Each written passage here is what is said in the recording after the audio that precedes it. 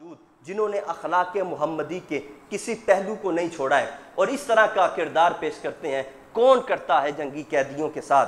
बात वही है, हुजूर जाने कायनात सल्लल्लाहु अलैहि वसल्लम के ये सिखाए हुए अखलाकियात के पैकेज ये वो लोग हैं कि इकबाल ने कहा था अनोखी वजह है सारे ज़माने से निराले हैं, ये आशिक कौन सी बस्ती के यार अब रहने वाले हैं। ये उशाके मुस्तफ़ा हैं और जो आशिकाने रसूल हुजूर जाने कायनात सल्लल्लाहु अलैहि वसल्लम आपके दर अक़दस से फैज़ पाते हैं, आपके कदमों से अखलाकियात सीखते हैं, वो फिर ऐसा ही मुज़ाहरा करते हैं जिस तरह हमारे मुजाहिदीन ने किया है। तो बहरहाल मैं अर्ज़ ये कर रहा था कि अहले गज़ा इस वक़्त एक कसौटी बन चुके हैं जिन्होंने अपने और पराए की पहचान कराई है, जिन्होंने दिखाया है कि अखलाकियात के खोटे दावों के पीछे किस कदर मकरूह और सफ़ाक चेहरे छुपे हुए थे और सब कुछ अब आया होने लगा है। अल्लाह ताला मुजाहिदीन हम्मास की गैबी इमदाद फरमाए, उन्हें नुसरत अता फरमाए, बैतुल मक़दस को आज़ादी और रिहाई अता फरमाए। बाबा जी वक़ार, दरस सीरत में मैंने एक बात बार बार बयान की, आज फिर बयान कर रहा हूँ कि हुजूर जाने कायनात सल्लल्लाहु अलैहि वसल्लम मक्का से मदीना तशरीफ़ लाए, सख्त हालात हैं। 10 साल के अरसे में अगर ग़ज़वात व सराया को मिलाया जाए तो इनकी तादाद तकरीबन 74 बनती है। 10 साल के अंदर 74 जंगें हुई हैं, ये नबीयुल मलाहिम है।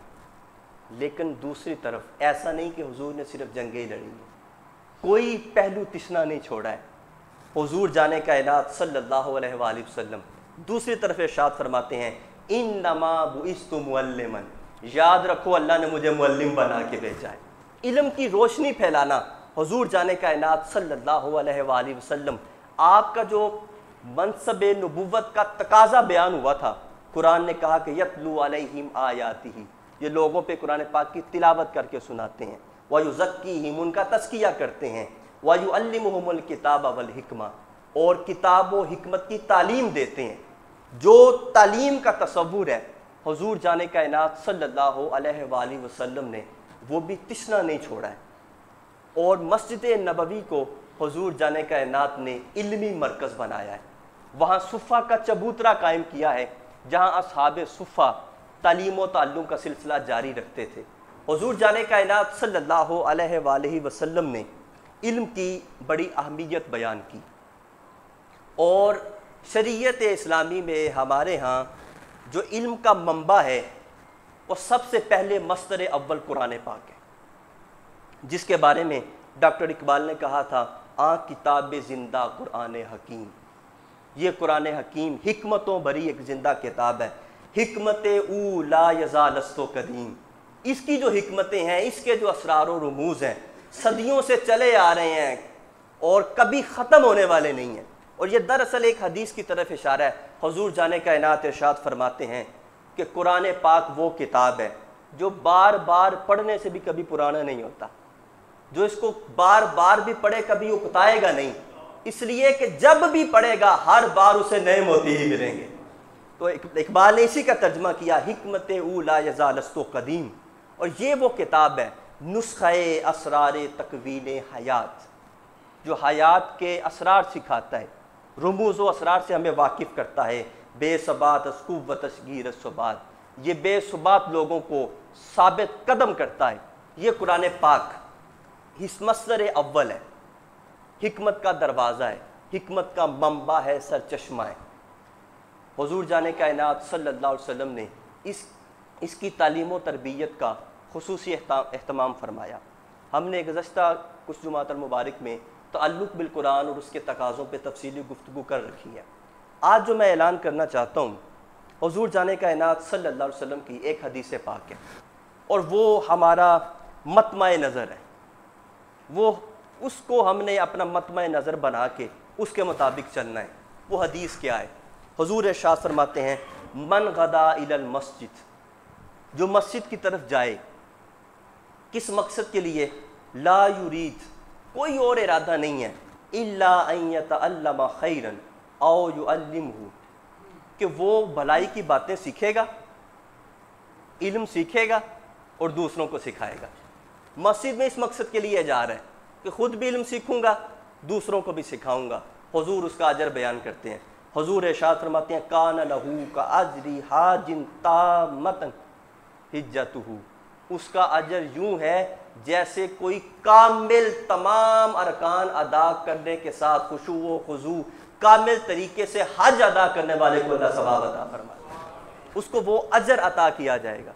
जो शख्स मस्जिद में जाता है इस इरादे के साथ कि मैं खुद भी इल्म सीखूंगा, मैं दूसरों को भी इल्म सिखाऊंगा, ये हमारा मतमाए नज़र है। इसके पेश नज़र हमने पहले भी ऐलान कर रखा है, आज दोहरा रहा हूँ, हमारी इस मस्जिद की एक तारीख़ है, हमारी इल्मी रिवायत है, हमारा रूहानी फैज़ है। ये मस्जिद इल्म, रूहानियत, अमल का एक सरचश्मा है। इसकी तारीख़ से आप लोग बहुत अच्छी तरह वाकिफ़ हैं। मैंने पहले भी एक जगह अर्ज़ किया था, इसी मस्जिद में एक बयान में मैंने अर्ज़ किया था कि इस मस्जिद में हज़रत किबला पीर जमात अली शाह रहमतुल्लाह तआला अलैह ईंट रख के गए हैं। उनके फ्यूज़, उनकी रूहानी क़ुव्वत आज भी हमें नज़र आती है। और उसके बाद जो कुरान और सुन्नत का नूर यहाँ किबला हज़रत अल्लामा हकीम मोहम्मद याकूब ख़ान रहमतुल्लाह तआला अलैह यहाँ तकसीम करते रहे हैं। मैं जब सफ़ेद रेश लोगों से मिलता हूँ और कभी इनसे अल्लामा याकूब ख़ान की बात होती है तो इनकी नम आँखें मुझे बताती हैं कि इनका दिल ये कहता है कि कोई आया था जो कुरान की खिदमत करके गया था। मैं तेरे आहद में ज़िंदा हूँ तो ये एज़ाज़ मुझे मेरी नस्लों में हवाले के लिए काफ़ी है। वो ऐसा किरदार पेश करके गए हैं। तो हमारी मस्जिद की जो इल्मी, अमली, रूहानी एक रिवायत है, हम उसको जारी रखेंगे और जारी रखने का मुकम्मल इरादा रखते हैं। उसके तहत कुछ इनक़ता हुआ, लेकिन अब यहाँ इस मस्जिद में नाज़रा, तजवीद क़िरात की क्लासें भी जारी हैं। अपने बच्चों को उसके लिए भी लेके आएँ, कुरान पाक की तालीम हासिल करें। इसके साथ आप अहबाब वाकिफ़ हैं कि हमने इस मस्जिद में गुज़श्ता कुछ माह में 12 अप्रैल 2024 से लेकर जनवरी 2025 तक हुजूर जाने कायनात सल्लल्लाहु अलैहि वसल्लम की सीरत तय्यबा को हुजूर की विलादत से पहले के हालात से लेके हुजूर के विसाल ज़ाहरी तक बयान किया है। ये भी हमारा एक काविश है कि हुजूर जाने कायनात सल्लल्लाहु अलैहि वसल्लम की सीरत तय्यबा दिलों को जिला बख्शती है, अमल की तरगीब देती है, इल्म पैदा करती है, रूहानियत पैदा करती है।